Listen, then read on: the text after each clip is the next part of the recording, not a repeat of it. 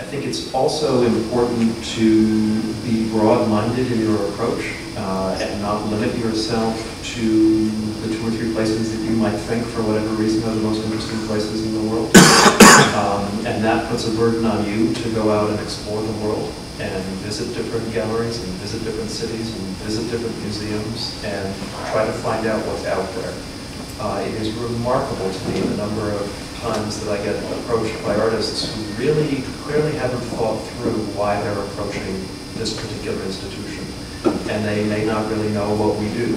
And to be honest with you, my response is, well, if you haven't even bothered to find out what we do, why would you think I would want to bother to find out what you do? You know, and I'm not saying you have to be an expert on the museum, but maybe having visited once and looked at an exhibition would be a good first step. I understand if you live in California, that's not possible. I'm reasonable about this, but if you live in Connecticut and you've never been to the Aldrich, guess what? That's a black mark.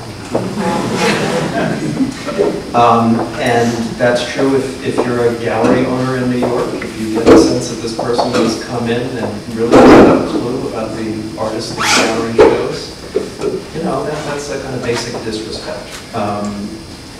Then you get into a level of just basic kind of human dynamics. If you're at an exhibition opening at a gallery, guess what? That gallerist is really focusing on the artist whose opening it is. And that is not a good time to ask them to look at your work. Because if they were interested in your work and were giving you a show, you wouldn't want them focusing on the next artist that came along. So yeah, timing is real important too. So I'm being a little bit flip, but the point is to try to gauge where you want to go. And once you figure that out, if you figure that out fairly well, you've got a lot better chance of having a successful interaction than if you're going to the wrong place. It's kind of basic, but it's true. So research, I think, is really important, and an honest assessment of what you want to do. Second thing, or third thing like that, is an honest assessment of what you're presenting. I think it's incredibly important for artists to have somebody, probably not your spouse or significant other, although maybe it could be, but somebody who can just look at your portfolio or your presentation and give you some honest feedback on it. And by that, I don't mean, you know, gee, you're a brilliant artist, or you're not a brilliant artist, but just, you know, this slide is kind of hard to read. I wouldn't include this one. Or, you know, I put the disc in my computer and it didn't open. Just really basic, fundamental issues about presentation. Get someone else to look at it before you send it out in the world or send it to the most important person on your list. And then beyond that, once you have identified where you want to go, once you're pretty sure you've got a decent presentation of your material, it's really important to listen to what the feedback is that the person's giving you. And the only way you can do that is by presenting yourself in a way where you can get some honest feedback. Which means you have to be, I think, strong enough to allow for failure, allow for the fact that, you know, 9 times out of 10, the answer is going to be no, which means that you got to do it at least 10 times, right? So perseverance counts. But also to be able to figure out why is there a no? Is it just that they don't like this kind of work? Or is it, oh man, I thought I had good slides, but I don't? Or, gee, I really thought that the green paintings were really good, but they're not interested in the green ones at all. They're more interested in the clear ones. Okay, we can learn from that. Let's think about why that is, and maybe I want to put the green ones away for a while and just present the clear ones. So you got to be able to listen, and you have to provide a format for that process of listening to happen. The best way, I think, for that to happen is to be as simple and as direct as you can be. As a curator, when I'm approached by an artist, I'm pretty much taking it for granted that you really work hard and care desperately about your work.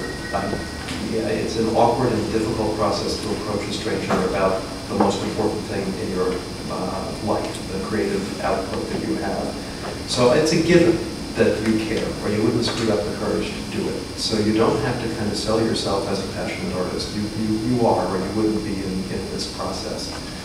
What the curator really cares about is the work itself. So you want to kind of clean the slate and just let them look at the work itself without a lot of noise around it. And by noise, I mean artist statements and a lot of fluff and bells and whistles. It's just like, let them look at the work. At the end of the day, that's the only thing that's going to matter. You come into this exhibition here, you have no idea whether Marty Corman is a nice guy or not a nice guy, whether he was, how he presented his work. You're looking at these objects and you make the judgment, and that's it. Well, that's what the curator has to do too, is to figure what is this work going to look like when I put it up on the exhibition, in the exhibition.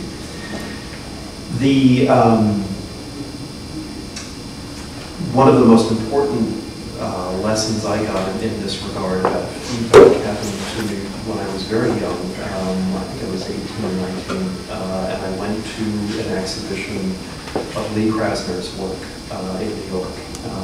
This was towards the end of her life, and it was a Saturday afternoon, and she was there in the exhibition, sitting on a couch. And I left, and then I screwed up my courage and went back up and introduced myself to her, and told her what a great fan I was, how much I liked the work, and so on and so forth.